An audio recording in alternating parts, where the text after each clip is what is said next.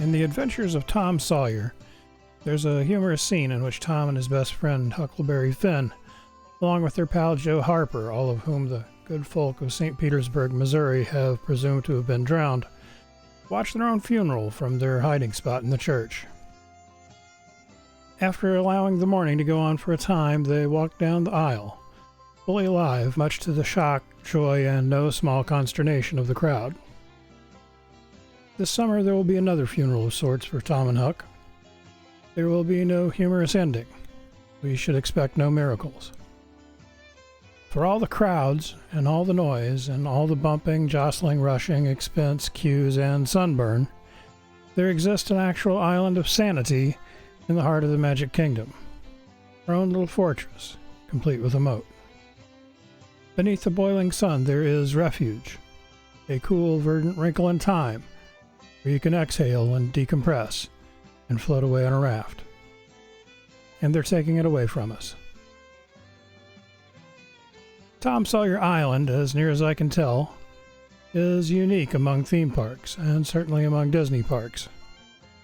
It's the only place I know of where one can escape the noise and the crowd and just relax, be surrounded by trees, and enjoy air that is at least marginally fresher. On Tom Sawyer Island, you have the option of inserting yourself into the story, or pulling yourself from it. You can enter the world of Huckleberry Finn and Tom Sawyer as an observer or participant. It's up to you. Certainly there are the trails at Animal Kingdom and Grizzly Peak at Disneyland, but their nature is the story, not you. Epcot has Journey of Water, not Journey of John or Jane. And Wandering World Showcase, like a drunken frat bro version of The Boy Who Never Grew Up, isn't quite as therapeutic as it sounds. Stated plainly, Tom Sawyer Island is as much the heart of magic as is the castle, and in my estimation more so. If we are honest with ourselves, we have to admit that the castle is just a decoration. An icon of a decoration to be sure, but still a decoration. It's a backdrop for photos. It's a stage for a show.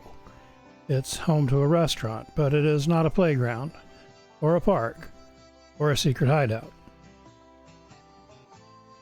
On Tom Sawyer Island, you can be a cavalry trooper or join Huck and Tom in the caves to look for pirate treasure. You can write your own story and just sit and read a book or play chess or checkers. Though it's been closed for some time now, you used to be able to buy one of Aunt Polly's pies at her eponymous quick service on the water. You could have lunch and watch the Liberty Bell cruise by. Once, a spring at the top of Hickory Hill splashed off in one direction, singing down a sluice that appeared to turn a working water wheel at Harper's Mill, though the gears inside haven't run in years. In the other direction, it fed a little creek that passed by the picnic grounds and ran away down a little burbling waterfall.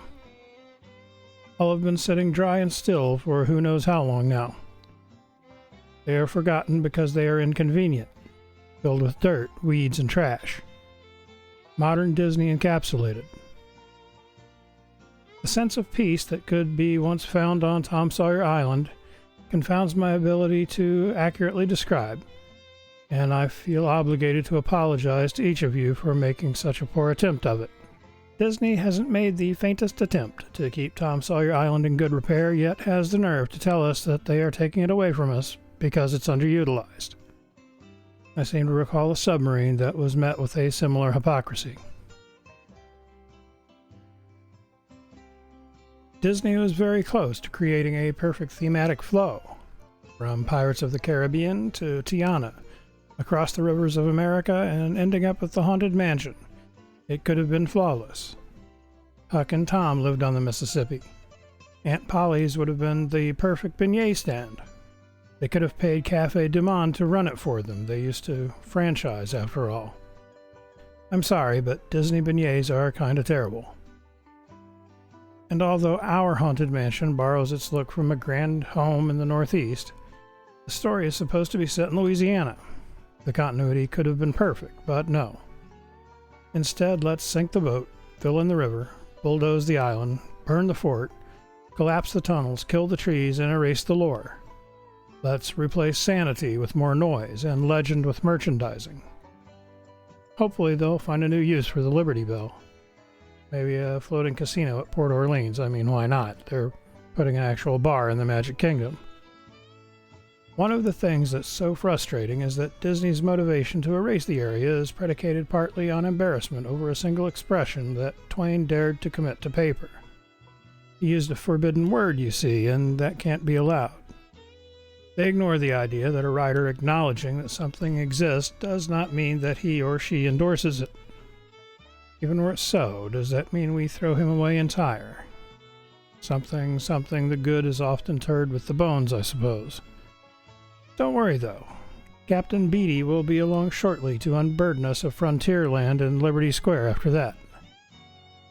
There go my mixed metaphors again. The first time I visited Magic Kingdom alone, I headed straight for Tom Sawyer Island. I did a live stream that only my cousin watched. I explored every inch. A 50-year-old child manned the parapet and took careful aim at the joyriders on Big Thunder Mountain. I listened to the locked-up troopers snore in the guard shack. I took time to watch the horse's tail swish. 54 years, and she still isn't shot. I squeezed my belly through the caves, I bounced over the barrel bridge, and relived one of the best memories of my childhood. I sat and watched the Liberty Bell churn past as Samuel Clemens narrated her journey. Note to self, I really need a coonskin cap. Anyway. What is it about this particular loss that hits so hard? It is respite from the sun beneath the shade of living trees. It is a place where you set the pace without cast members barking at your heels like deranged Shelties or telling you that you're not allowed to stand where you're standing. It's a place where you can just breathe and be before running off to your next adventure. That kind of quiet isn't supposed to be rare, but it is. In a world where autists and others with sensory issues, your host included, often wear over-the-ear headphones to drown out the chaos of the maddening crowd, Tom Sawyer Island serves a purpose that nothing else ever has, or ever will again. Tom Sawyer Island closes on the evening of July 6, 2025. 2 days after we celebrate our nation's history, crews will begin erasing some of it. So if this video comes out in time, grab some coffee and beignets and walk down the river and back about 175 years. Have breakfast on the dock. Pack some sandwiches and go for a picnic on Hickory Hill. Let your kids play on Scavenger's Fort. Walt envisioned Mickey Mouse Park as a place where children and parents could play together. Yes, I know Magic Kingdom isn't Disneyland, but I fail to see how removing the only thing that actually felt like a park moves us closer to Walt's foundational vision. Then again, the maestro is dead, so I guess it doesn't matter anyway. I just wish they'd stop rolling out his corpse for set dressing. What are we losing with Tom Sawyer Island, the rivers of America, and the Liberty Bell? We're losing picnics and playgrounds. We're losing fresh air and the perfume of pines. We're losing sky and water. We're losing dirt and trees. We're losing adventure and lore. And we're losing friends that we forgot we had. Goodbye, Tom. Goodbye, Huck. Bye, Jim. Bye, Becky. Bye, Aunt Polly. So long, Sam. We'll miss you.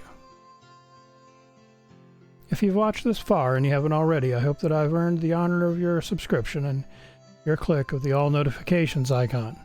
And please do me the kindness of sharing this video and commenting below with what Tom Sawyer Island meant to you. It helps more than you know. Now go grab a brush and paint your fence. Or maybe trick a friend into doing it for you. See you soon. Just not on Tom Sawyer Island.